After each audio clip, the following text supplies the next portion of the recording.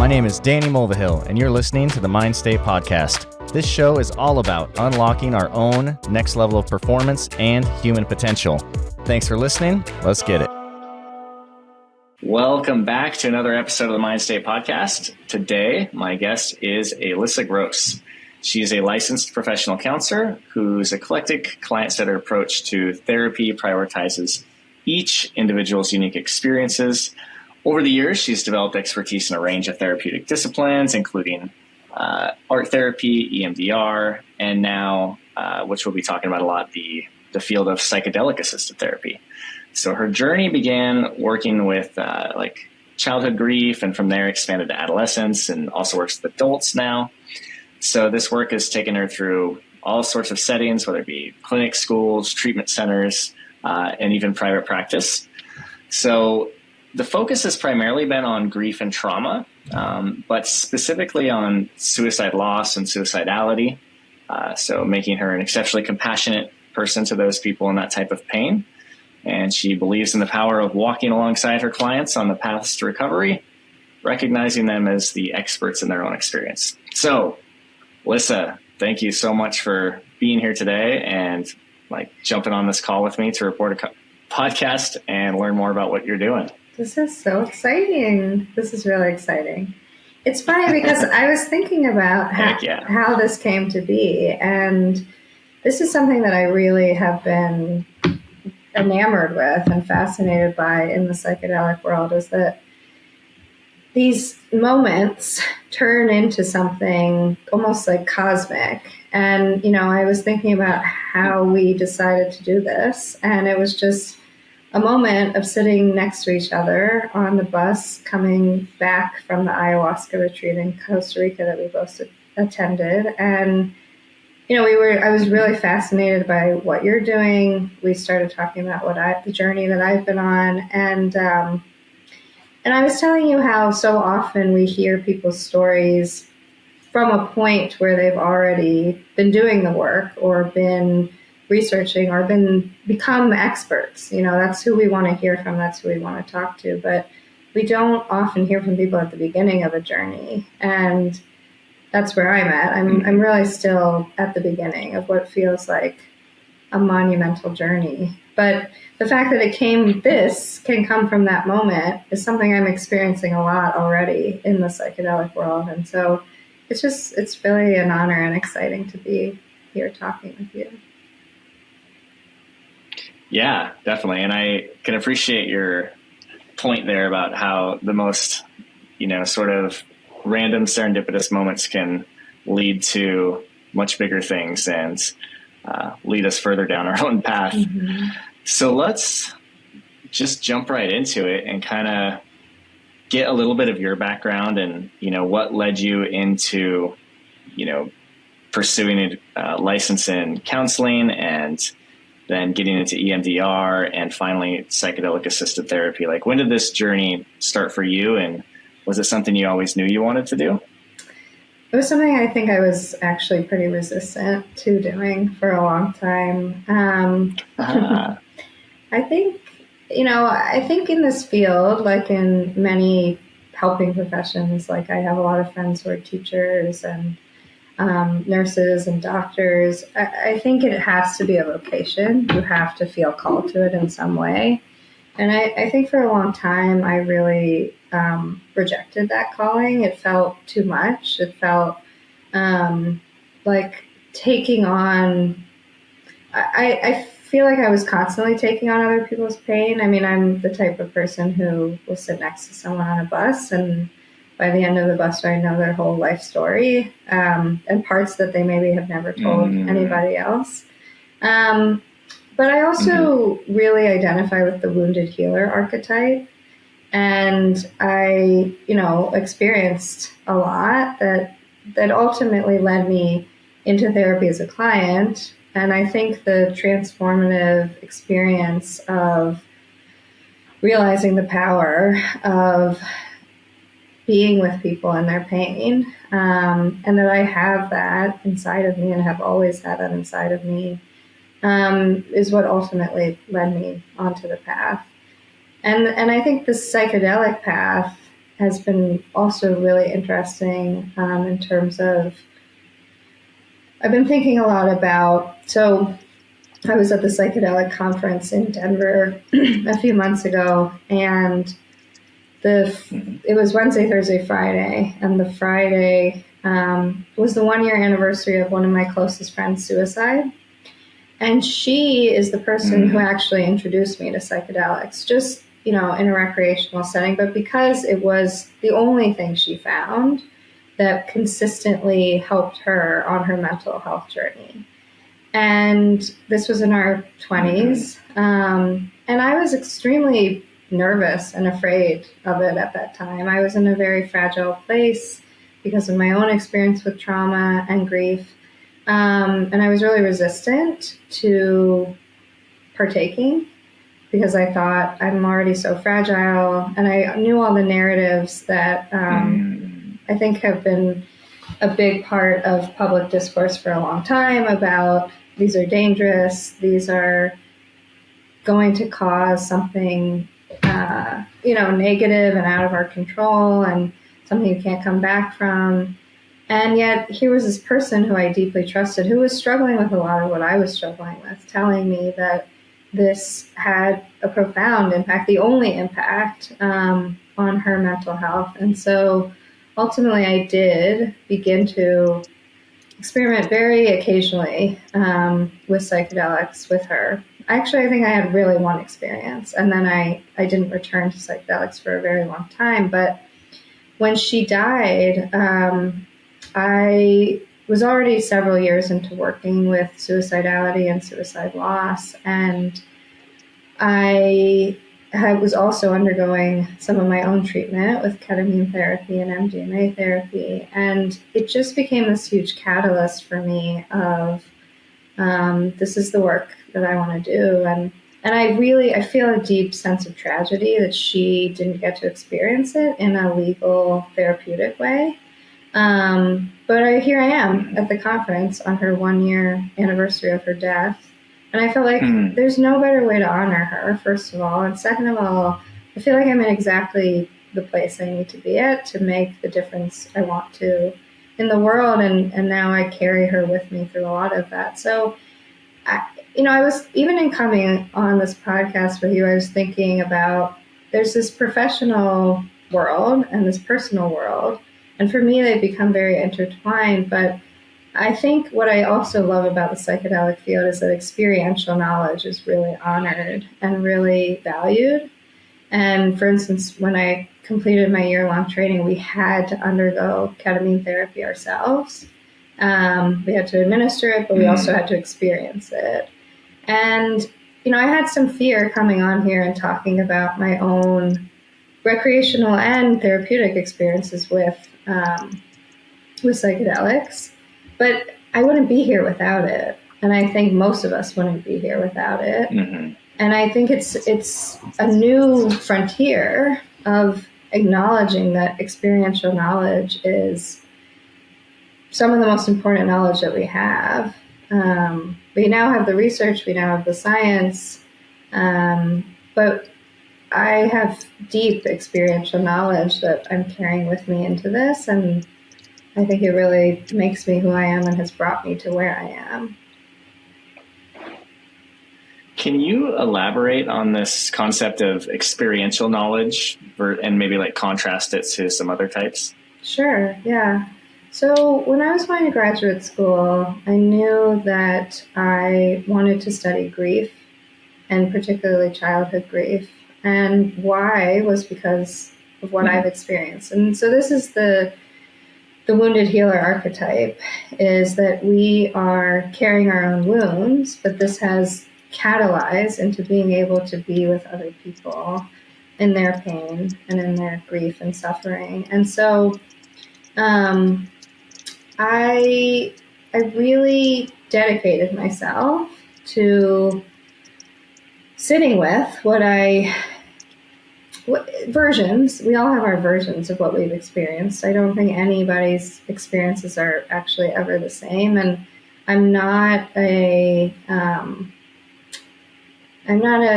A plus B equals C type clinician. I'm very averse to that mentality, actually. And I think it sometimes bothers the people I work with if they're looking for, solutions and definitive answers and, specific ways of doing things. And I think that in really going through my own experiences, but also now going through a lot of training and professional experience and learning, I think there's a conglomeration that happens. There's a synthesis that happens that helps you to have a knowing and have an understanding, but also now I have frameworks, I have theories, I have all these things to carry forward. And I think that for a long time that was really hidden. I mean, I've been really interested in how, when I was studying therapy, so this was 10 years ago that I started graduate school, I didn't know what to tell people I was studying. I would go to parties or gatherings or even be in an Uber and people would say, oh, what are you in graduate school for? And I tried many different things. I said, I'm studying to be a therapist. People were really turned off and would close up really quickly. I would say I'm studying arts therapy and people would be interested because they didn't know a lot about it. What is arts therapy? I'd say I'm studying child therapy and they'd say, oh, you must be such a good person. You must be so patient. So everything kind of had a different reaction. And what I found now is that not only therapy is so normalized, mental health is such a part of our cultural discussion in a way that it just wasn't. And that I actually felt like we were still very secretive and hidden about, engaging with it. But now I'd say I'm also a trained psychedelic therapist, and people are just so excited about it. So there's a huge tide shift that's been happening about mental health, about psychedelics. But I think that I would have in the past been, nervous about admitting that I had experiential knowledge, both about being a client in therapy, about having experienced trauma myself, also about having experienced psychedelics, that now I feel like we can be much more open about and that we actually have a deep respect for. And that even, just one more thing that's coming to mind is, at the conference I met a woman who was one of the lead clinicians on the psychedelic studies of PTSD that were submitted to the FDA for hopefully approval, which they're looking at next summer as the approval timeline. So it's happening. But these were the major studies that were submitted. And she is an MD, a doctor, and also found a link between chronic pain in the PTSD studies. And so now she's really focused her career on studying chronic pain and psychedelics. And I told her that I, as a client, underwent underground MDMA therapy for chronic pain. And she was very interested and very excited and asked me if she could interview me and if we could connect on that. And she ended up we did an interview, and she ended up using it in a presentation at the Psychedelics and Chronic Pain conference that happened a few weekends ago. And so it was a very interesting intersection for me of, yes, I was a patient, I'm also a clinician, but I'm allowed to not only have those intersect and still be valued in both of those roles, but that my experiential knowledge was extremely valuable to her, even as the lead clinician of, these massive studies that are going to be the reason why we're finally going to have MDMA therapy. But the experiential knowledge was so valuable to her, and that ultimately that is what we are really here for. I mean, is people being affected by this in a profound way. Yeah, I mean, it's interesting that it seems like a relatively new phenomenon that it's okay for therapists to be really, I guess, really clear and upfront about the fact that they also participate in therapies, especially in terms of psychedelic assisted therapy. It's, in some sense, I think there's also maybe a bit of distrust, like if you were to engage with somebody who says they'll help you go through these experiences, and if they haven't done them themselves, I think that most people are going to be like, well, that feels weird. Mm-hmm. But like if we take it back, say a few decades ago where, it's more just psychiatry was prescribing medication, whether it be, common things like Prozac, it would be crazy to think that like the therapist is taking this stuff because like they're okay. Exactly. And you're the patient, Exactly. And now we're kind of coming around to this thing where it's like everybody has some stuff to work on. Mm-hmm. And especially in terms of psychedelic assisted therapy, you almost really want to know that this person has some experience with it, or how are they going to really guide me through it? Like if shit gets dark, then who's going to come in there and help me get it back out again? Exactly. So thanks for elaborating on this experiential knowledge versus, this domain knowledge, for example. Well, you said it so well. And let's talk a little bit about, oh, go ahead. No, I think that we're shifting also from a very top-down mentality around what it means to be a healer into a much more, what would we call this? Horizontal, but like a much more equal level feel. Like a flatter hierarchy? It's not, there's no hierarchy. I think another thing that I was just stunned by at the Psychedelic conference was I ended up in the same spaces as people like Rick Doblin, Bessel van der Kolk, Alex and Allison Gray, and they treated me, a peon, a drop in the ocean, someone who hasn't even begun really getting to do this work yet, as an equal. Truly engaged me in deep conversation with a deep level of respect.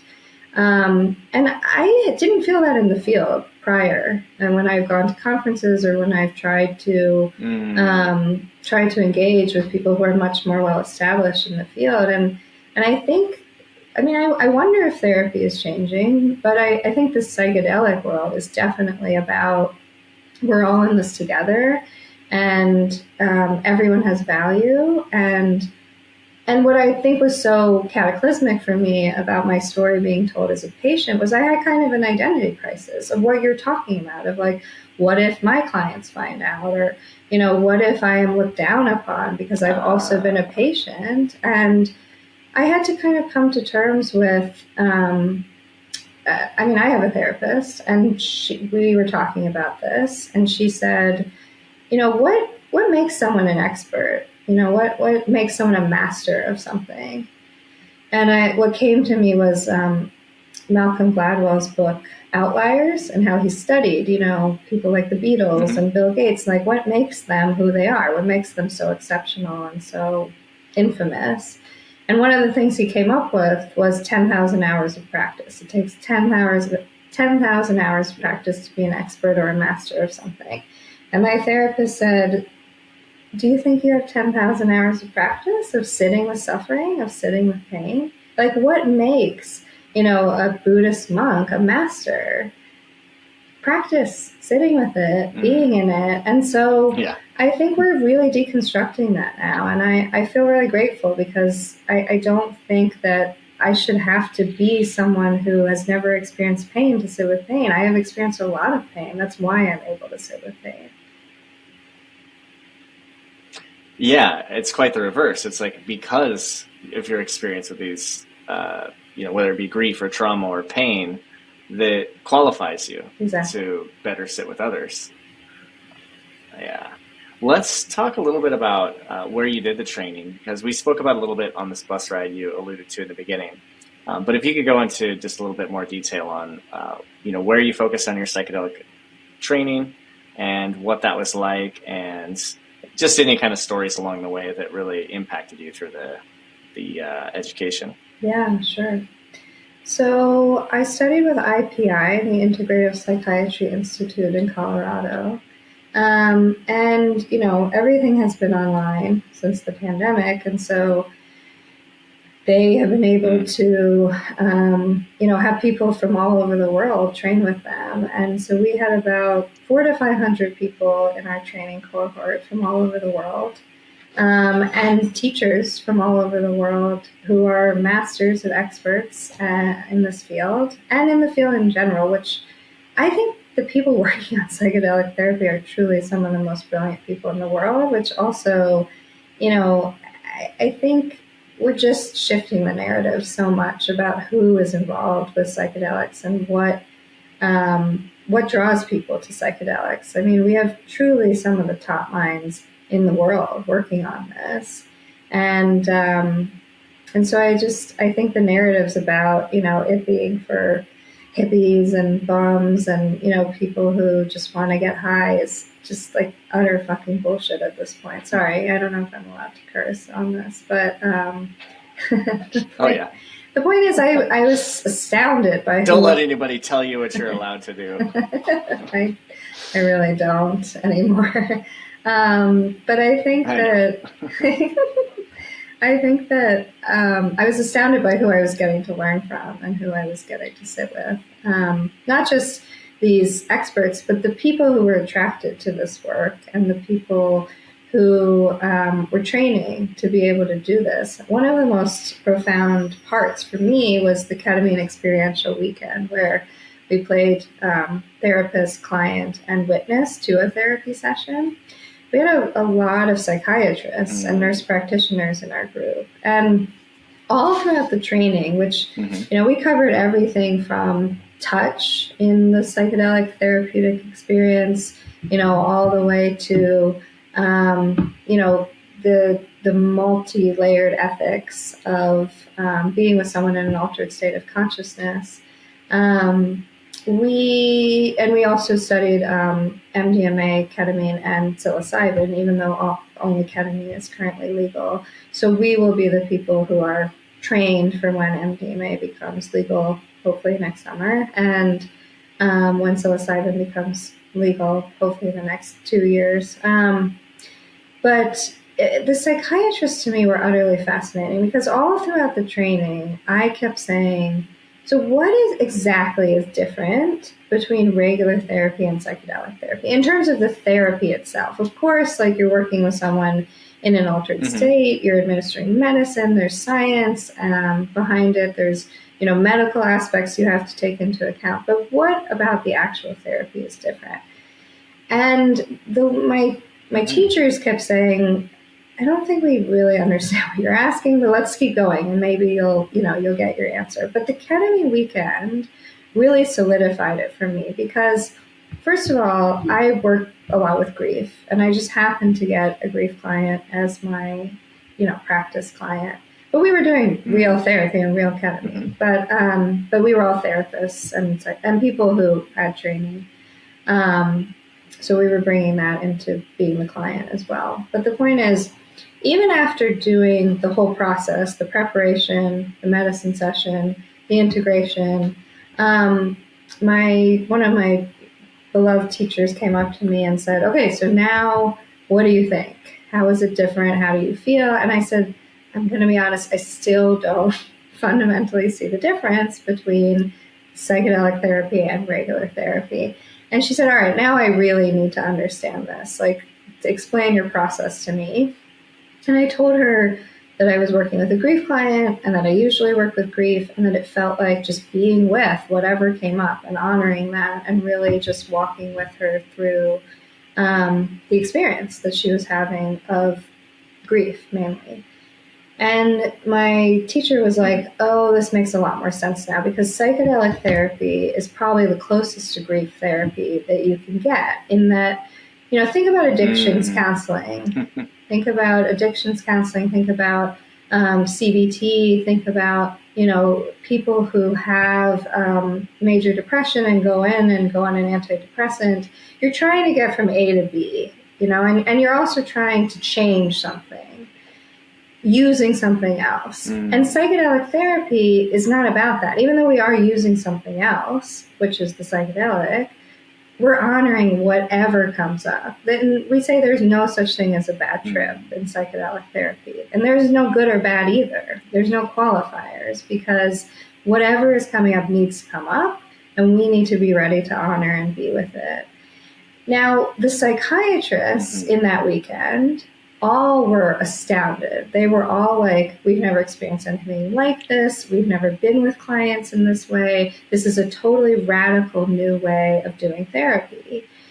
And I had to engage with them. And what came out for me was they are the A to B. They are the, you administer the medicine and they either get better or they don't. If they don't, you administer more medicine or you send them to, other types of specialists. If they do, great. Then you don't need to keep, engaging, or you get your 15 minutes a couple times a month. And that's just the way that it is designed. It's not even their fault. It's the system that they're in. But they were all blown away at this process of really being with people. And of really just honoring them where they were at, how they were experiencing the thing. And so I think that this type of therapy, to me, already feels very familiar, but I think it is radical in the grand scheme of the field of mental health. And I think that being trained in it has definitely opened my mind, but I also think that the way I was already trained to do therapy, the way I approach therapy, the way I believe in therapy is fundamentally psychedelic. It's a process of honoring and being with. And so I mean, the training was exceptional. It was a year long. It was very intensive. I'm incredibly grateful for it. But I also think that I think that particular types of therapists, I think you should have to undergo training like this, because we have to undo a lot of how we were trained to do therapy, and we have to learn how to be with people. For some therapists, and definitely psychiatrists and nurse practitioners, in a radically different way.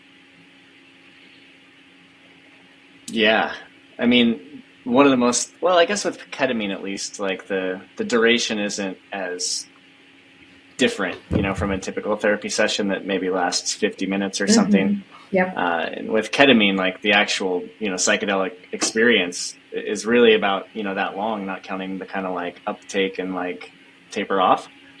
But with some of these other tools that are available, such as MDMA or psilocybin, the duration is so much longer. Yeah.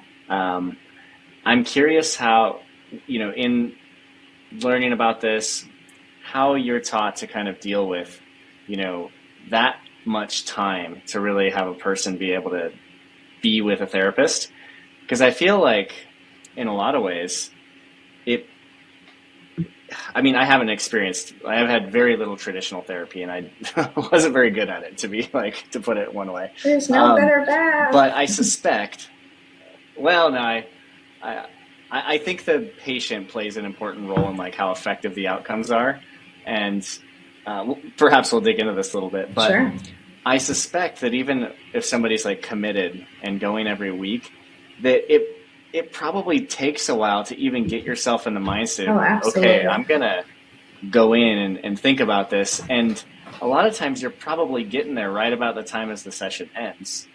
The cool thing with, psychedelics is they can help get you into that state with a lot less effort.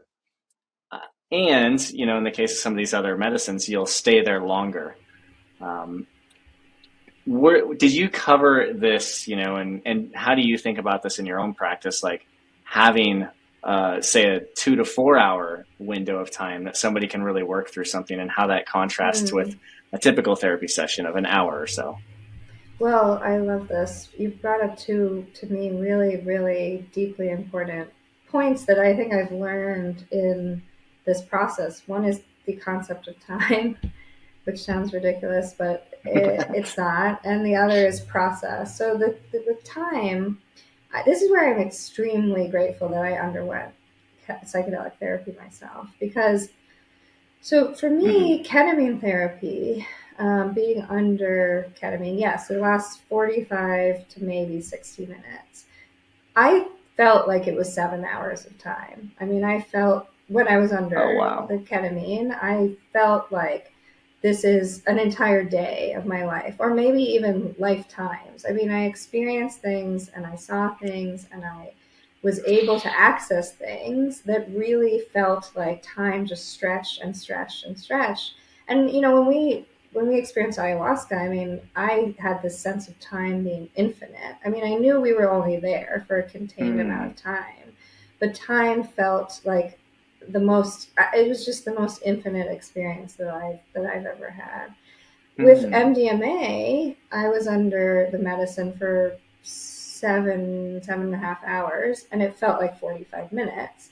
But it also felt like 10 years of therapy in 7.5 hours in 45 minutes. So I think that time, when you're under the medicine is a very, very different experience. And so I know that you're asking about time as the therapist, but I also think it's just really important for me to now have had these experiences of time being so different. And I think what you're also talking about is fundamentally neuroplasticity, which is why I got really interested in psychedelics as a trauma therapist, because you're right.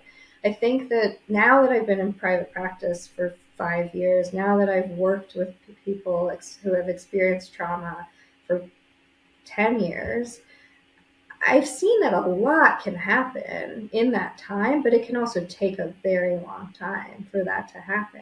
And in the meantime, people are in deep pain. People are really suffering. People are feeling hopeless. And the fact that I also work with suicidality, time is not necessarily our friend. We don't necessarily have the time to go up against when somebody is acutely suicidal. And so what I think is really incredible about psychedelics and neuroplasticity is that it opens up parts of the brain that, contain consciousness. I mean, that are consciousness, but that contain levels of consciousness that, yes, takes us a very long time in the regular therapeutic process. I mean, arts therapy helps a lot with neuroplasticity. Somatic therapy helps tremendously with neuroplasticity. But psychedelics literally open up those parts of the brain that it can take us years to access in therapy. And you're right, that's if the client is willing to go there. That's if the therapeutic relationship is strong enough. That's if they have enough factors in their life to be able to support them actually investing and making change and doing the work and showing up consistently. And so, yeah, I think that I'm excited as a therapist to be able to utilize that precious time where they're in this place where the neuroplasticity available is just exponential compared to, when we're kind of like, I mean, I work during the day. A lot of my clients are coming in from a work meeting, setting an hour, setting an hour aside, sitting for therapy, and then going right back into work or taking care of kids or, having to make a meal for their family. It's what we can do is only so much. And I think setting aside, 6 to 8 hours of time, let alone 6 to 8 hours of time when you're under a psychedelic, which is helping you to access these levels of consciousness where you can access compassion, creativity, spirituality, things that I think people feel very cut off from when they've experienced grief and trauma and suicidality, which is, mainly what I'm sitting with. Just the possibilities feel so exciting to me. Now, it's also, the question is, how am I going to sit with that for 6 to 8 hours? And I think that, first of all, I literally am doing this on a daily basis. My workday is 6 to 8 hours with different people, but it's still sitting with, some of the hardest parts of the human experience for 6 to 8 hours a day. So I feel like I have kind of the stamina and training at this point to be able to do that. Yeah. But I also think that I am deeply excited that we are going to be given an opportunity to really focus on an individual and really allow them to be expansive and to go into places that I just think, it's very, very difficult when you have 50 minutes once a week and you're coming in from all the other parts of your life. It's not impossible. Again, I'm really grateful for what I've witnessed, particularly over 5 years of private practice, where I've gotten to work with people for 5 years and see the incredible transformation that they've been able to make in their life. But I I'm excited to sit with people for 6 to 8 hours. I think, we talk a lot in our field about self-care and how we are going to be able to like sustain, sitting in those ways with people. But that's where I'm just beginning, and I'm trying to learn how to make this a sustainable practice, and I'm trying to learn how to engage with this in a way where I can best serve, because it is exhausting and it is overwhelming, and there will be things that come up that are going to be very, very challenging. But I think it's just such an opportunity. I know that people that I already am working with will benefit from it, just because I've seen what can happen with that sustained time invested without the psychedelic. And with the psychedelic plus the sustained time, I just think we have a lot of opportunities. Yeah, I mean, there's a few different threads that come up there. One that comes to mind is like an analogy of trying to learn Spanish, by practicing 50 minutes a week versus going to Mexico for 8 hours and being completely immersed and like having no choice but to like force yourself to practice. You'll learn more in that one day than maybe you will in a year of 50 minutes a week. But the other thing I actually want to dig into, it's not even so much through the lens of psychedelics, but actually just the topic of suicidality. And if you could share, it sounds like you have a lot of experience with this. And so I suspect you kind of come at it from two ways, like obviously you don't get to counsel people once, if they've already, gone through with this thing. But I suspect you have clients where maybe they have grief having lost someone who, took their own life. Yeah. So I'm interested to just learn more about, what are some of the common themes that come up when you're dealing with clients who are faced with, a world where somebody they really cared about is no longer in it because of a decision.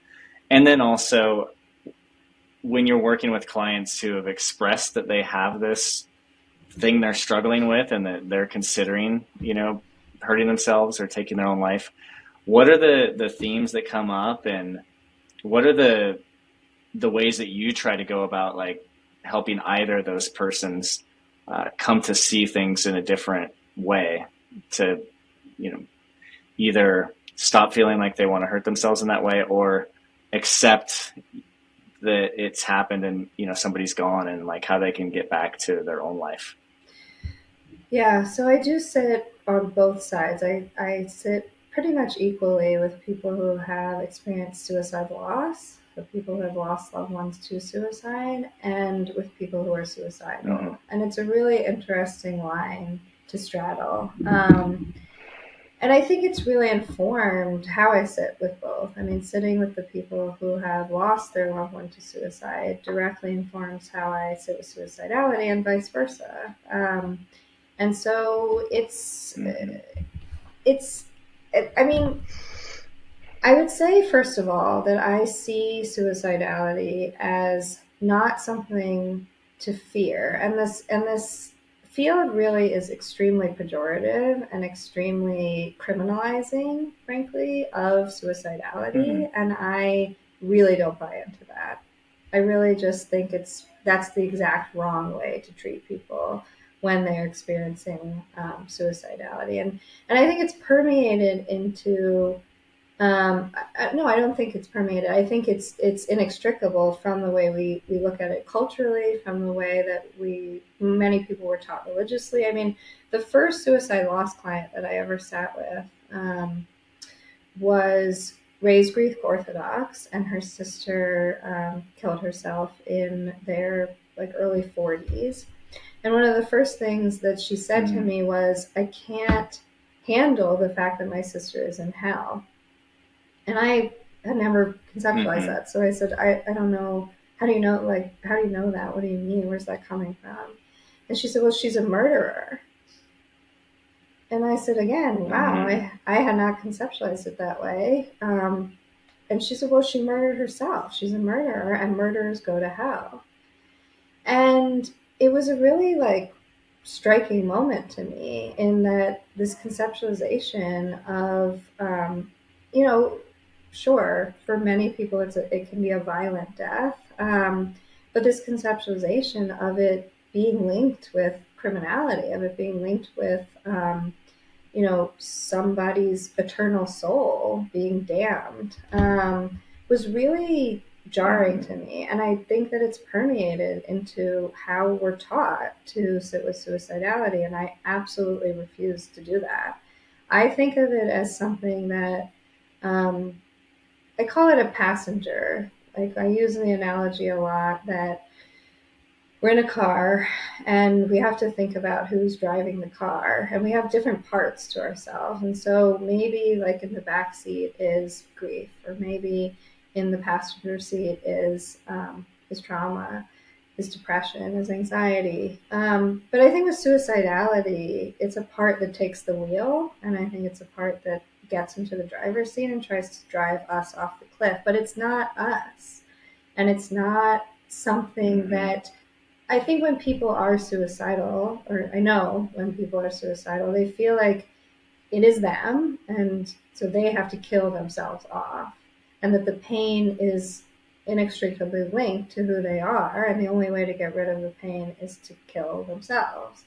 But when we conceptualize it as something that is driving the car, or eventually we try to get it into the passenger seat and have them come back to driving the car, I think it not only creates a distance that, and an understanding of this thing as something not shameful, and frankly not even necessarily to be afraid of. And I know that people are in such desperate pain when they're suicidal that can sound really demeaning, but I don't mean that it's not scary as hell. It's probably the scariest thing that people can go through on this earth. But I think that it is when you have that distance and that understanding that it is not you, you're able to start, like, learning about it and listening to it and regaining control. So I'll even have people ask their suicidality to sit down for a cup of tea with them, or to just have a conversation with it. And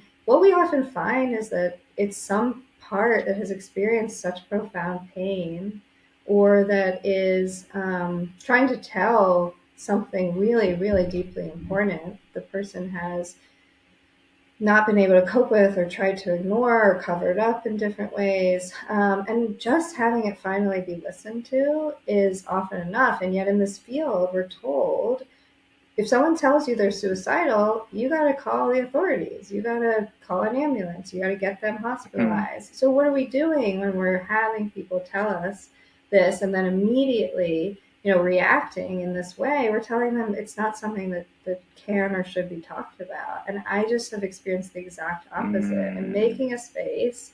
And is it enough necessarily to talk about it? No, I'm not saying that. But I am saying that for me, the first step is acknowledging that this is something that somebody is experiencing, and that we can take away the shame. We can take away we can also take away just the identification with it by acknowledging that it is something that has taken over them, that has taken control of the wheel, and they're terrified for their life. And so, I mean, one of my dreams with psychedelic work is having ketamine treatment in ERs, because we found that ketamine is the most effective with suicidality, acute suicidality, and bringing people out of it.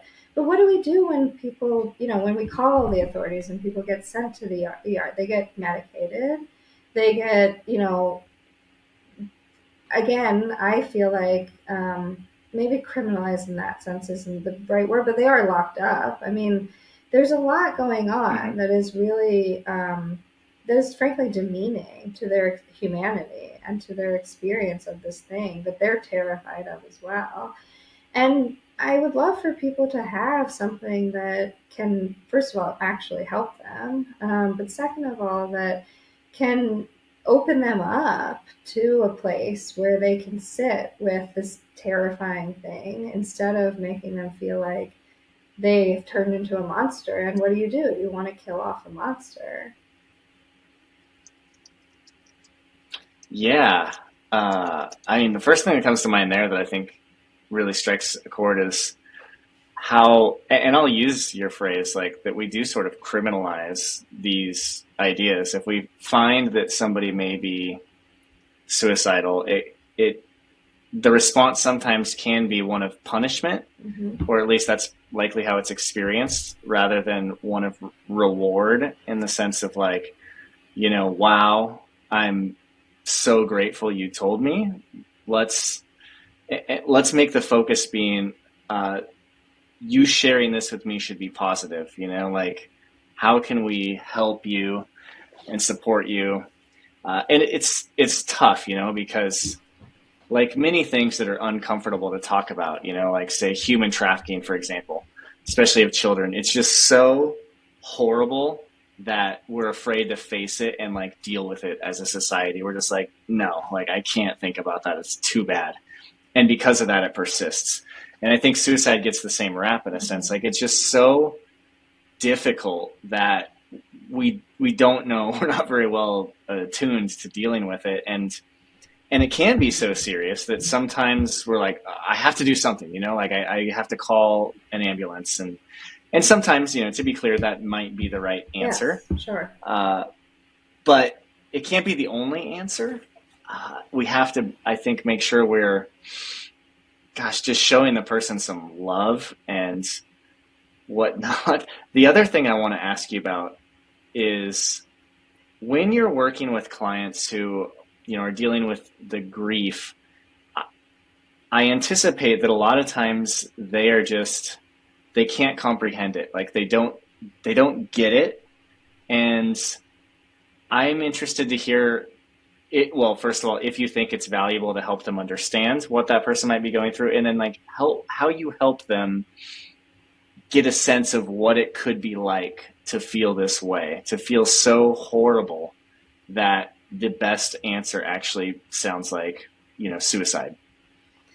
Yeah, well, I do want to qualify that I've had many clients be hospitalized and we've gone through the process, but I see it more as a mutual process, that it's not me criminalizing them or demonizing what they're experiencing, that I'm trying to get them what they need and what they, also feel like they need. And so I've had many clients be hospitalized and undergo different types of treatments for suicidality. So, yeah, I agree. I think, but the way I approach it is different than definitely the way we're taught to approach it. And I think the way that a lot of people have experienced it, unfortunately. Yeah, the question about suicide loss is a big one. I think, so I am now experiencing suicide loss, and I have actually lost multiple people to suicide, but this is the person that was the closest to me. And so I'm feeling it, in a different way. And suicide loss does feel like a very different type of loss to me. In my work than other types of loss and grief.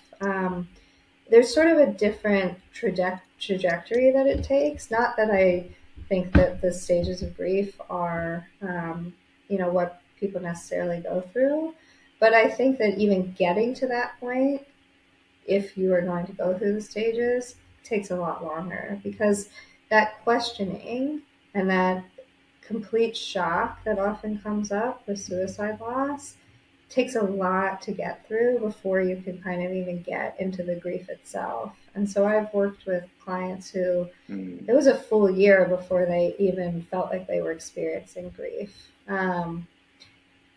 Wow. And I think that it's also what we're talking about with suicidality, I think directly contributes to suicide loss. I mean, if your loved one died in a way that is, like my client who came in and said, my sister's in hell, that is demonized or that is so shameful and invalidated, and that you can't even, that people can't connect with you on it, let alone that you don't want to connect with yourself on it. I think then the process of grieving is very complicated and very difficult for a lot of people. And I think the more that we destigmatize suicidality, the more we're destigmatizing suicide loss. I also think that people who are sitting with this concept that their loved one was in so much pain, go through a lot of that pain themselves. They go through, I've worked with people. The other thing is there's many different types of suicide loss. I mean, it's not just in terms of how they died, but in terms of whether the loved one knew that they were struggling, whether there were attempts before, whether they felt like whether they left a note, whether they felt like they had any understanding of what their loved one was experiencing at the time. And so I think that we also have to look at that in these many different types. There are people who have been grieving their loved one, much like an illness, for a long time, and then lost them ultimately to, what caused the death. And then there are people who this is a sudden, more like a sort of accident loss, where they felt like they had no warning. They felt like they were completely unprepared, that all of a sudden their loved one was just dead, and dead by their own hand. So I think, sitting with people in this way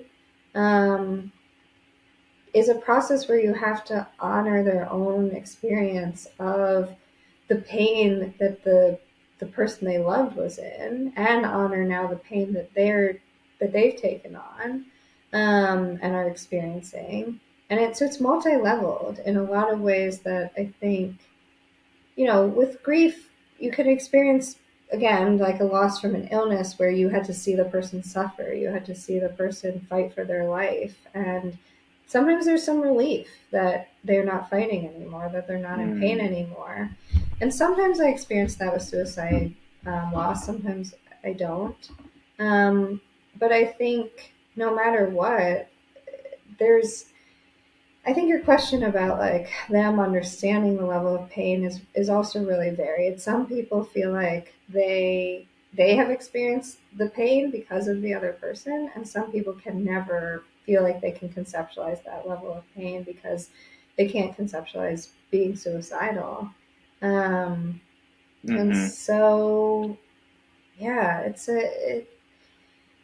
it's a very individual process, but I think there's a lot of layers that come in because of the stories around suicide, but also because of people's experiences with their suicidal loved one, and that can be very varied. Yeah. So just a few more questions, then we'll hopefully move on a little bit from this subject. But since we have spent some time digging into this topic of suicide, I'm curious if, given your experience, you could make any suggestions for, well, one, if a loved one reaches out to somebody and, either they directly express, I'm feeling suicidal, or they suspect it, what are some of the ideal ways that one could respond to that? So say, for example, somebody tells me, what are some ideas that I can keep in mind? Like, how can I make this the best outcome, with the decisions I make? What are the steps I should kind of go through to try to have the best outcome? Yeah, that's a good question. I don't know that I have a protocol mentality to it. I mean, I think the first thing I would say is just react with the most compassion that you can possibly have. I think fear exacerbates the experience, and I think projection exacerbates the experience. So I think reacting with compassion deeply acknowledges it, and in some ways I think levels it out, because I think, like I was saying, when you talk to that suicidal part, most of what you hear is fear, but also this deep need to be seen, and deep pain, obviously. And if we react to pain with avoidance or fear or negation, it's just going to get worse. I mean, we know that it's the same as with a physical wound. What people are experiencing is a psychic or spiritual or mental or emotional wound, or all of the above. And I think to eschew it or be afraid of it just makes it so much worse. I also think that something that I've talked with suicidal clients about is this concept of having a murderer in your brain. That, like, you can't, in a horror movie, we're watching the murderer round the corner, and the person is in fear and doesn't know, where the murderer is going to be coming from. You have that in your own brain when you're suicidal. And so, again, like when we're watching a horror movie, we naturally experience fear.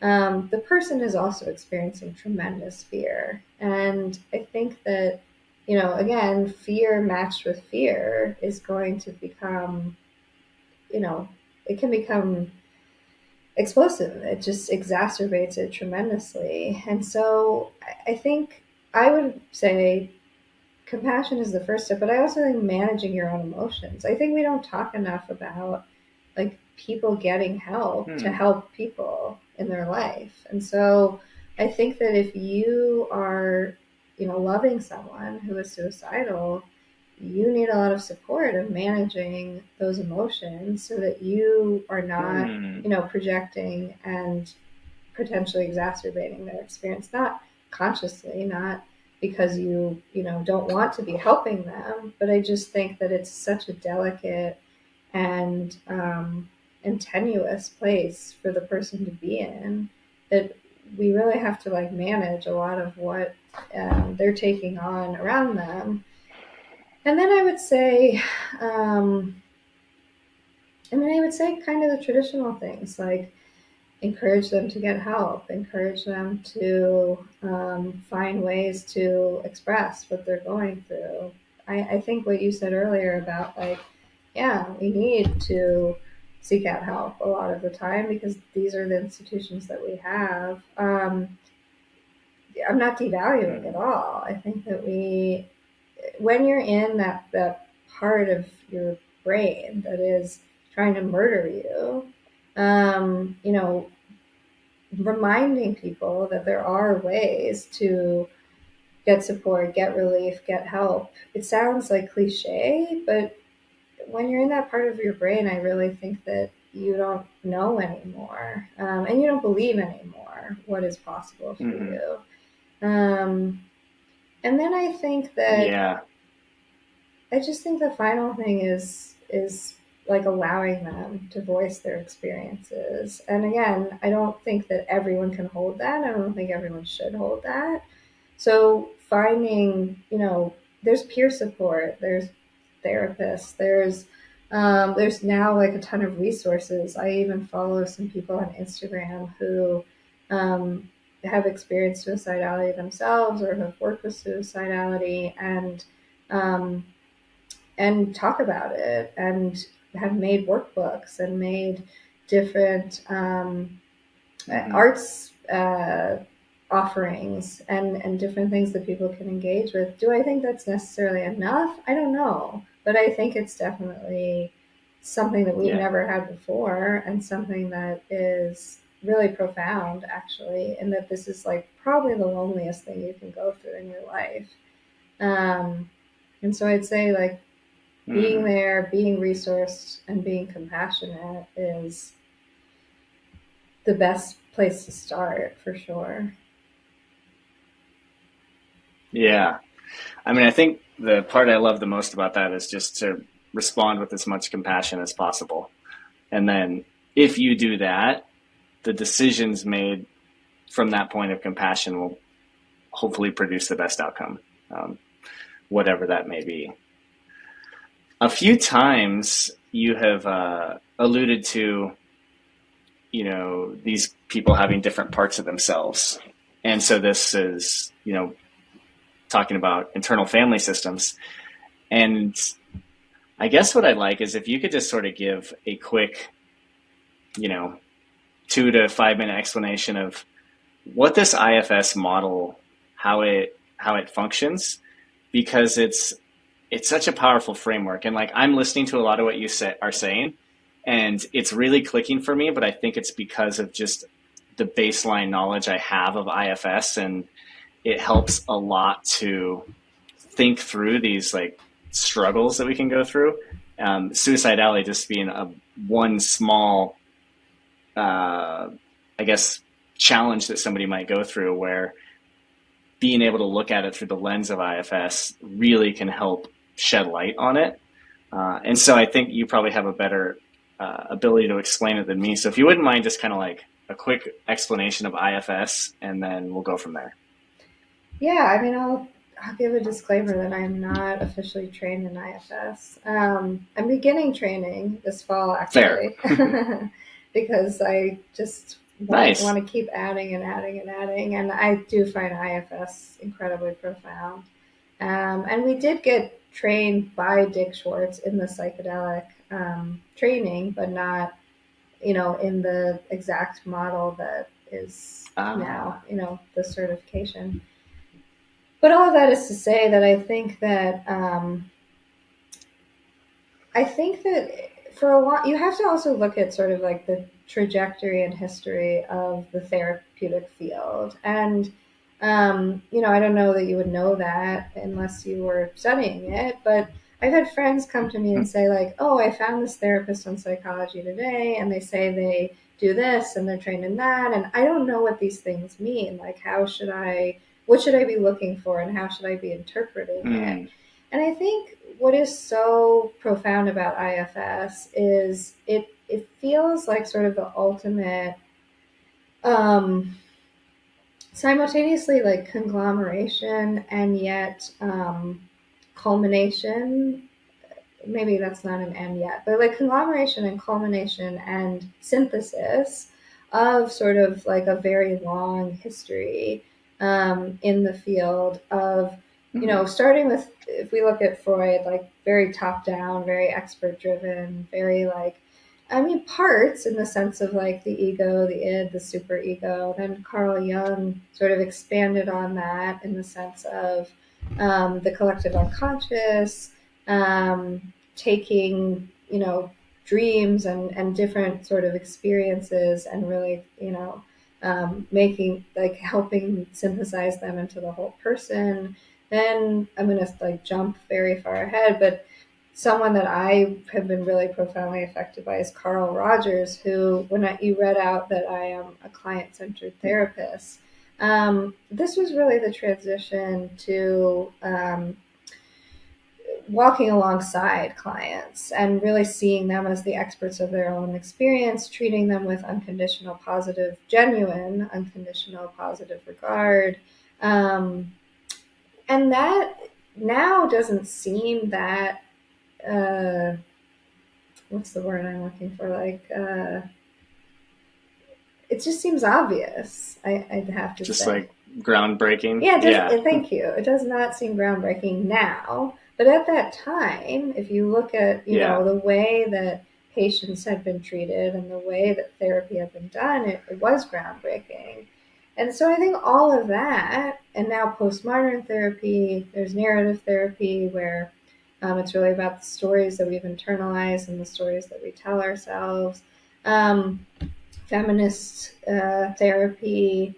I think all of this has led us to really being able to utilize IFS, which is fundamentally about the different parts of ourselves and why they are what they are and what they have to say to us, and learning about them and being in a relationship with them in a way that is sort of what we were just talking about, like with suicidality, compassionate, curious, open, because these parts have been wounded, generally in childhood.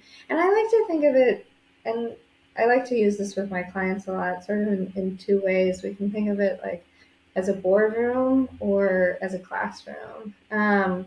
but that there is someone at the head, and that someone is usually, in the boardroom it would be the CEO, and the classroom it would be the teacher, but it's somebody that is trusted and wise and there to guide and there to really be the foundation of that entire system.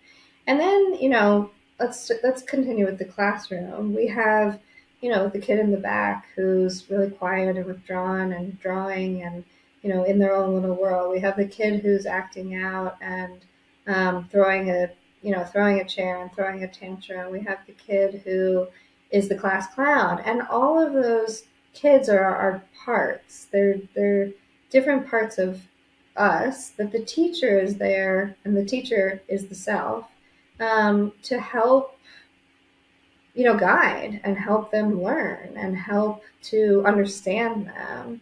And if you react to, the bad kid, quote unquote, the one who's throwing the chair, consistently with sending them to the principal's office or screaming at them, or it's not actually going to change the behavior. They're doing it because of something, that they don't get the attention they need, that they're overstimulated, that they were hurt by somebody and they just got triggered and they don't know how to handle it. And it's the teacher's job to recognize that and to guide all these different parts and to create an environment where all of them feel safe and where they can learn and where they can look up to this entity as something that they can trust. And so I think that when I've used this analogy, I think that we don't really have an understanding of what those parts are, first of all, most of the time, and then why they are the way they are. And so we become punitive with them. We become ignorant of them. We try to distance ourselves from them, or we're disgusted by them. And also I experienced this a lot with suicidality. And so if we can learn how to cultivate not only a relationship with all these different parts, but really fundamentally a relationship with the self, this compassionate, wise, courageous, creative, all of the C's. But then we can start to really understand why we react the way we react, where we're reacting from, what we have ignored, what we have negated, and form an ultimate relationship. Not that these parts aren't going to come out or get triggered or get activated, but that when they do, we can recognize them and we can also guide them from the true self. Yeah, it's definitely, I recommend people looking into it more. And like, the things that it's helped me understand a little bit are that these parts are often, like you mentioned, they're responses to things that have happened in our lives. And so, often there's maybe some traumatic event that happens, and it almost creates this, like, this, in a lot of ways, this is just a way that we can think about things. Like, there's not necessarily a little boy inside of me, but it is really effective to think about, like, what you're going through. And so for like one example for me, this thing I've been talking about with friends is, and I actually like remembered this at the ayahuasca retreat. I must have been probably 3 or 4 years old, and somebody, I think a neighbor, poisoned my dog. Wow. I had like a big Great Dane and named Zorro, and I don't really remember him. I was very young, and when I think of that dog, I think of a picture of like me laying on his back. I don't like actually have like memories of him, but I still, like a 3 or 4 year old child is a ball of emotion. And I suspect that, like, I've been meaning to, like, talk to my mom about this, be like, how did you like tell me? But however it was, I suspect that my response was, the world is not fair and it cannot be trusted, And so like, this creates a part of me stuck in that little boy's mind where, like, you're always on the lookout. Like, okay, like, what's dangerous out there. And what are the things I can do to make sure I can protect myself? Oh, learn jujitsu, become obsessed with guns, like all these like things. And those aren't the only reason, like this isn't the only reason I pursue those things, but we start to find that the parts of ourselves that maybe react in non-productive ways are based in some prior event in life, and it's actually an attempt to conserve you and preserve you. Like they were put there, like they are responding to the world to try to keep you safe. And sometimes like addiction can be looked at this way. Like addiction is often, in many ways, it's a person actually trying to escape probably killing themselves. Like maybe not consciously, but addiction and like substance abuse, we do it. I'm not abusing drugs like now, but like I'm saying humanity, we do these things to escape like pain, emotional pain. Definitely. And much like suicidality, like drug abuse can be criminalized. I mean, it's literally criminalized. And what we forget is that like that's actually a response to try to like cut you off from the pain that hurts so much. And when we can make these shifts in perspective, like I've found that like we can make some pretty big leaps and bounds forward. The last thing I'd say on this is like, if any of the IFS stuff resonates with the listener, check out Dick Schwartz's book, No Bad Parts. Dick Schwartz is the guy who like created this sort of approach to therapy, and his book on it is really good. Like if you read these type of personal development books and you get to the end of the chapter, it's like, okay, here's an exercise, and you're like, yeah, I'll come back to that. Like in this book, I had the experience where those exercises I was like, wow, I'm really glad I did that. That was cool. I also really and I think when I'm finally... No, please. Go ahead. No, please. Sorry. I was just going to say, like, when I finally get the commitment and, like, really just that to pursue therapy, I think it'll definitely be with somebody that's, like, trained in IFS, because once I learned about that, I was just like, okay, like this makes sense. Like, let's do that. I'm so happy to hear that. And what I was about to say is a book that I really love is called Self-Therapy by Jay Early, who trained with Dick Schwartz and took everything that you would learn in a training and made it accessible for people to do with themselves. And he says in the beginning, some people will need to do this with a therapist, but also he's basically putting you through IFS therapy. It's a huge book.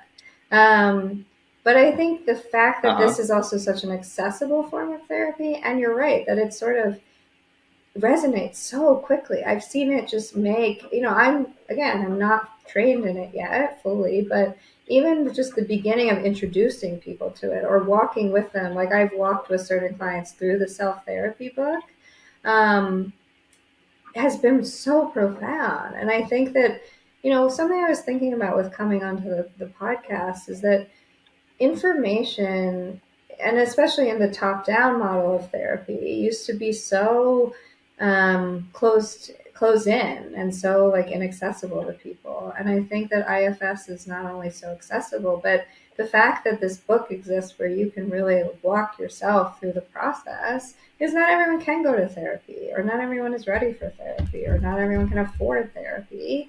I think really speaks to the theory. All those things. Yeah, I think it really speaks to the theory itself, that it's about accessibility and it's about accessing yourself. And I can't tell you the number of clients who have come in and said, I don't know myself. I don't know how to know myself.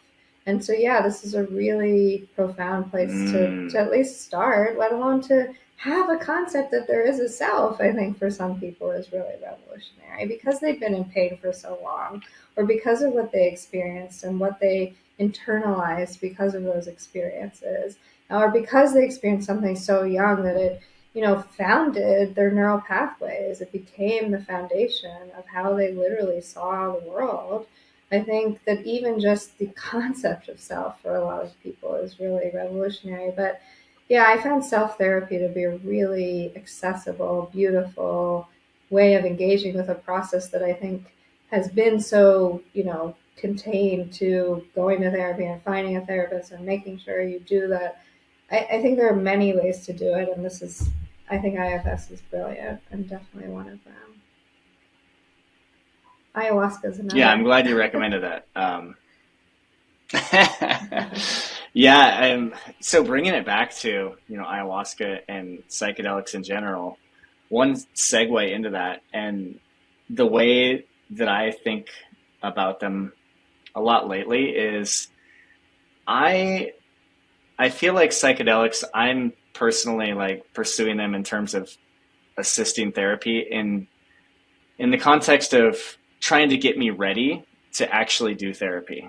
Um, because just the idea of sitting down and talking to somebody and actually telling them the fucked up things I think, um, I'm just, I'm still not quite there where I'm like, I know I'm not going to do it. And the only time that I have ever even tried it, I did like an online thing, which, people want to try it. It's a little bit more accessible in terms of cost, um, and maybe a little bit easier. I still think when I make the jump and do it, I just kind of wanted to be in person with somebody. But the problem I found was I just ended up like trying to make the guy like me, and that was all I really accomplished. Like I wasn't actually telling him the stuff I was struggling with. I just tried to make it all about like, oh, I'm pretty good. I just want to be better. um, and so I'm trying to use these medicines to get to a point where I'm actually in a position, and I feel like I'm getting close, where I'm vulnerable enough to actually admit there's anything wrong with me or that I struggle with stuff. So I'm curious about, from your perspective, if you have witnessed clients or patients almost needing psychedelics to get from 0 to 1 in a sense. Like, they're here and they're stuck and it's just like nothing's happening. And if you've ever, actually personally witnessed maybe having a client for a while and not making a ton of progress and then like jumping up when and if they are willing to experience a psychedelic assisted session. Yeah. Well, I mean, I really admire that you're willing to admit that, and I think that it's interesting to hear your experience of doing the psychedelics before the therapy, because I think that this is where a lot of people have fear of psychedelics. Is like, will I say things, or will I be in a place where I'll access things that I don't want to share with other people? I don't even want to necessarily access myself. And then how will I handle it? And so I think that it, I think like therapy, it has to be, if you're going to do it therapeutically, it has to be about being safe and being in a container. And we talk about set and setting and matrix, but this is real. To be with someone in an altered state of consciousness where you're also asking them to, in the preparation sessions, because this is what they're coming to this type of therapy for, to access things that are really, really scary and hard and difficult. That doesn't mean that the psychedelic experience will be scary and hard and difficult. It just means that what people are experiencing in their life, actually often, particularly with MDMA, an empathogen and something that I think of as like a cleanser, it's the opposite. You finally have relief. You finally have an experience where you're not mired in the things that are really haunting you and really like you feel like you can't escape from. But regardless, yeah, I think you make a really important point about therapy, period, which is having to have someone witness you in your shit and in the hardest parts of yourself, let alone the hardest parts of what we go through as human beings. And so I think that you're right to want to have a relationship and to want to be aware of what that relationship entails when you're going to be undergoing a therapeutic process with someone. But yeah, I think I think I've been thinking a lot leading up to this podcast about, I'm at the beginning of this iteration of myself as a psychedelic therapist, and at this sort of a new beginning of iteration of my career in general, which is a hard place to be in. It's not something I'm actually, frankly, really looking forward to. It took a lot to get to where I am. It takes a lot to become a therapist, and it takes a lot to practice therapy, not just in terms of the logistics and the licensing and everything, and the education and the training, but also in terms of really knowing yourself and really sitting with yourself. And a big part of our not undergrad, our graduate training is sitting with ourselves. And I had to be in a certain amount of therapy, which I already was in. That wasn't a problem for me. But, you were really sitting with everything that you've experienced so that you can sit with everything that somebody else has experienced. And I have a lot of hope and a lot of feeling of possibility of getting into this work. I also have a lot of fears, not just of what I'm going to be sitting with, but also of where this is going to take my career and what it's going to take for me to really move in this direction, and how I'm going to become, the type of practitioner that I want to become.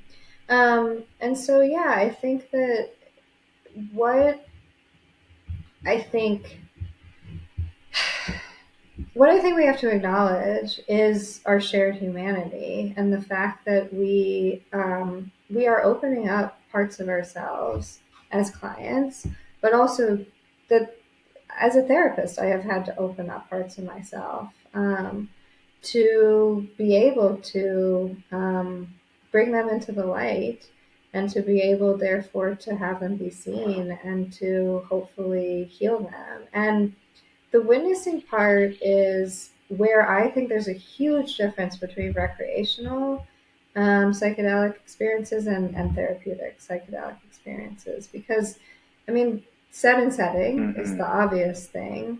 But if you're having somebody sit with you with intentionality, and with the intentionality of uncovering parts of yourself, or if you've already uncovered them, by, maybe engaging with IFS, or just through your own process, still really bringing them forward, letting them have space and letting them be seen fully. That's the ultimate vulnerability, let alone that you're also under a psychedelic, which is a vulnerable place to be in while you're doing that. I also think that that's why this is ultimately so transformational, because, like you were just saying, with your experience of understanding parts of yourself with IFS, a lot happens in our unconscious, and a lot happens that we don't ever let anybody see, let alone maybe when we have been seen, it hasn't been held well, or it's been negated, or it's been demeaned, or we haven't felt understood, even when we've tried to help others understand us, let alone try to understand ourselves. And so I think, first of all, I'm really proud of you for wanting this, and I know how painful it can be. I was resistant to becoming a client when I first started therapy, and I really honor resistance in therapy, because for people to show up and to be in a space where they don't know what's going to happen, they don't know who I am, they don't know, what it's going to be like to expose themselves to another human being. And many have never exposed themselves. They've kept these things so tightly protected and so tightly wrapped up for so long, that to unwrap them and to give them to another person to hold in and of itself is revolutionary and deeply painful, and just deeply scary. So I think that's incredible that you want to do that. I also think that I'll say, I guess, that the type of people that I'm meeting who are training in psychedelics are already deeply in a place of honoring that lifting that veil is precious, and really Mm-hmm. difficult and really transformative. And I I would be really honored to be one of those people. I will be really honored when I get to be one of those people. But I know that this is a really vulnerable place, and I actually think psychedelic therapy is probably one of the most vulnerable places you can go. Um, and so Mm-hmm. you should be tender with it. You should be honoring of it. I think that should be part of the therapy. Is is honoring that fear and like a part, what is that fear protecting you from? Because it probably comes from not having been held and respected with the utmost compassion and Mm. dignity when you are being your true self. Yeah. Wow. Powerful point there. Geez. Yeah, this is hard. This is some of the hardest stuff. Really, I'm so in awe of the people I sit with, and I'm so honored. Like, I am deeply, deeply honored. It is like something that I I feel like, especially actually given like my wounded healer self, I feel like this is the hardest thing that we can do. It's, to me, the most important thing we can do. Mm. Not necessarily, therapy in the traditional sense, but just sitting with ourselves and sitting with Mm-hmm. our own humanity and our own pain, and really learning how to be with and honor that. I just think I don't really know what feels more important. And I think what I also am really fascinated by already with psychedelic therapy is that it's not only uniting individuals with themselves, but it's uniting individuals from completely different backgrounds, from completely different Mm. ideologies, life experiences. Like at the conference, Rick Doblin, who's the founder of MAPS, who led this whole conference, and he's the reason why we're having psychedelic therapy as a real option and treatment for people, came out in a white suit, gave his history of how he's been doing this work, and he's just such a revolutionary.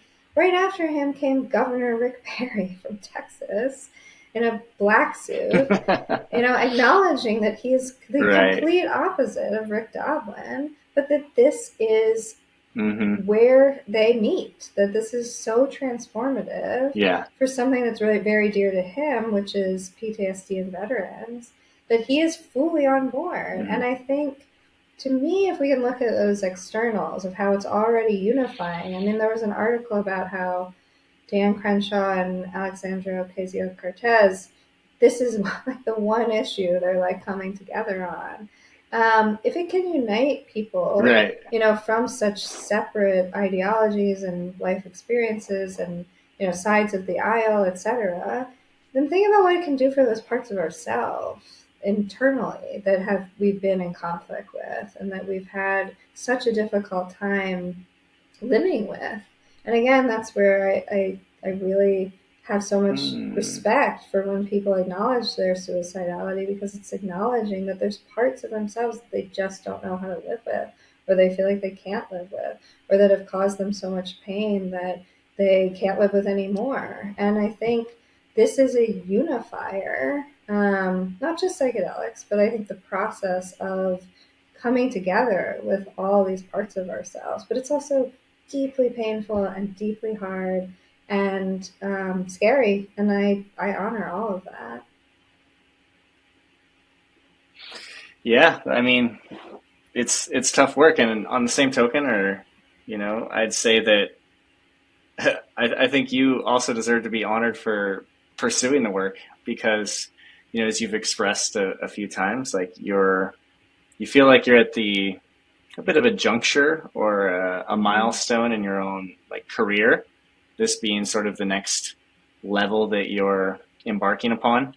And I mean, hands down, you're going to be great at it. So if I could give you any encouragement, like, you're already doing it. So kudos to you there.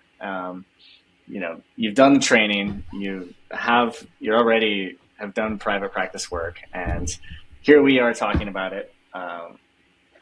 So you're well on your way. And I also am sort of excited to see this unfold and kind of get to witness what it looks like for somebody to go from, officially making the jump to say to the world, I offer psychedelic assisted therapy, and then what that path looks like. Mm-hmm. And especially at such an exciting time where most of the medicines are actually illegal. The only thing we have legal access to in the United States at a federal level is ketamine. Mm-hmm. And that's very, very likely going to be changing within the next 12 months, which is insane. Yeah. So it'll be astonishing and just exciting to see how it unfolds for you personally, and for so many others that are also embarking on this work and this journey. It's sort of it's an unsure time, and I think it takes a lot of courage to dive in and say, I'm doing this thing before it's completely officially supported. You're taking on some professional and financial risk by doing it, but I'm optimistic that, you'll be rewarded in being a person who's able to help a lot of people, and also just, experiencing the financial benefits of being early and taking the leap and doing something that's scary, but has the potential to massively help people. Yeah, truly, I feel like I'm in the right place at the right time, probably for the first time in my entire life. And all of that came from tremendous investment and integration. I think what you just said about it's happening is kind of like the psychedelic experience itself. I think when, for instance, with the ayahuasca, the journey begins before you take the ayahuasca. It begins, and in psychedelic therapy, it definitely begins in preparation sessions, and then, you undergo the medicine, and then you have integration sessions. But it begins when you start acknowledging that you want this for yourself. It begins when you start opening up the parts of yourself that are asking for attention and help. And I think that I'm feeling that in a career sense as well. I'm feeling that in my life as well. I haven't, I administered it in training sessions, but I haven't yet begun to practice on my own as a psychedelic therapist. And yet I feel like, first of all, everything I've done has led to me being here, but I also feel like it's already begun, because the work is just so much more than, the medicine is incredible, but it's also about everything around the medicine. And there's a huge tide shift coming, and I'm really excited to be part of it, because I also know that people desperately need help, and they need help in really profound ways, and they deserve it. And I think it's just, it's really unfair that it's been kept from people for so long. And I'm honored that I get to help people experience something that I personally now know is incredibly transformative. But I also professionally know can be, and I think will be, incredibly transformative. And I'm excited to, maybe check back in a year with you or whatever, and see where this has taken me, because I'm experiencing things already that I've never gotten to experience in this field, that I've never gotten to experience with my clients, that I've never gotten to experience with myself. And so the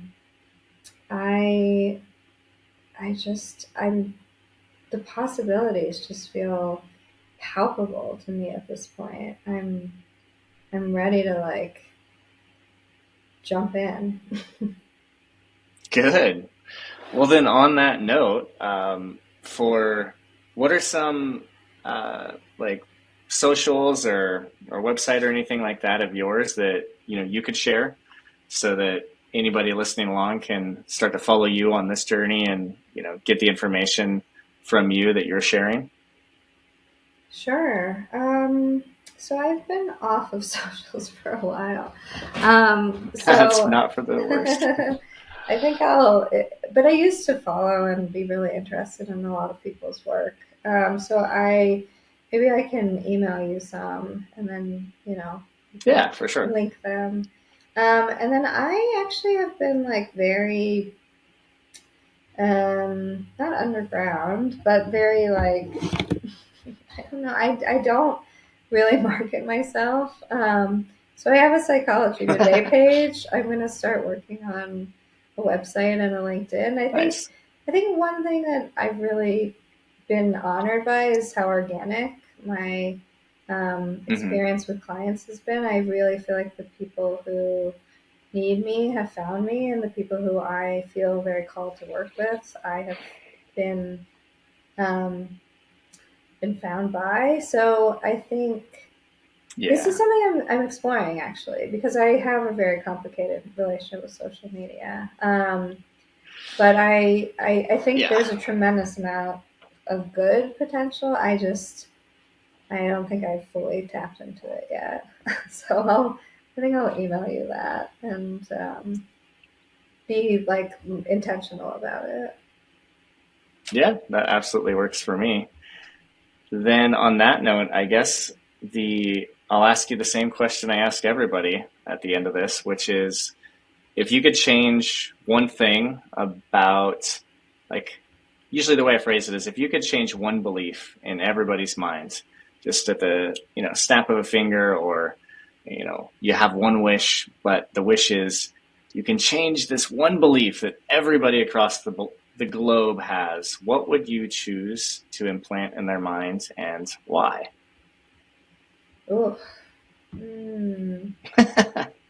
It's funny. In preparing for this, I sat down and wrote some things out and talked to friends and tried to really come up with stories. And then, I said, that's just not the way my brain works. I'm going to forget all of them the minute I sit down to do this. And secondly, I want this to feel real. And where I'm at right now is a very real, vulnerable, um, but exciting place. And I want to honor that. So, I mean, I wish that I had prepared for this question because it is so beautiful and important. But also, I'm just going to sit with what comes up, which is I think that I wish that people, well, not only would believe that they as individuals are enough, but would believe that others are also enough. Because I think that Ooh. I think that we project a lot of what we experience about ourselves onto other people, which is why I think we then believe others are not enough. But I also think it really matters to have other people see you as who you are and as Mm-hmm. enough being who you are. And so I think we have to experience it for ourselves, but I wish that we could also let people know, not just in the like, Instagram post way, but in a way that like that person, we've also learned that that person needs and wants and desires, and we're giving to them in the way that they need it, and then receiving it in the way we need it as well. Yeah, I love that you mentioned that we could also believe that others are enough, uh, and also linked it to the fact that we often project our own bullshit onto others, and a lot of this maybe disbelief in others probably comes from a lack of belief in ourselves. But I like that answer, and I'm glad that you decided to save it for coming up with it on the spot. Yeah, It resulted in a great answer. and also I think you are not your pain. That's something I've had to really Mm. learn, and I wish that I had been able to learn that a lot earlier and a lot sooner. Um, so I hope Mm. people can hold that for themselves as well. Yeah, me too. Well, thank you for the time today, Elissa, and sharing your experience and your guidance, and just letting us see what it's like at the beginning of the journey. And to your point, we can check in on this, whether it's a year or two in the future, and it'll be fun to see how far things have come at that point. Yeah, that means a lot, because I'm sort of in my own journey just learning how to have a future self. And I think that this is a really beautiful honoring of my future self. Because right now, I mean, I've done a lot to get here. And I also am obviously here right now, which, by the way, another book that has transformed my life is Be Here Now. It's also a big part of why I'm on the psychedelic path. But I also really appreciate that you're giving me a chance to have something to check in with my future self about, but also to just like honor that this is just the beginning and I don't necessarily know where this is going to go. This is also my first podcast, which is really exciting for me. Well, boom, we put a flag in the sand today and created a major milestone, I hope. Oh, thank you so much. Yeah, all right. Well, until next time, Elissa, thank you. Yes, of course. Bye for now. That wraps up another episode. As always, thank you for listening. You can learn more about the podcast, myself, and the mission at the website, which is mindstatepodcast.com. I'm also on Instagram at the Mindstate Podcast. The Facebook page can be found at facebook.com/mindstatepodcast. Thank you so much.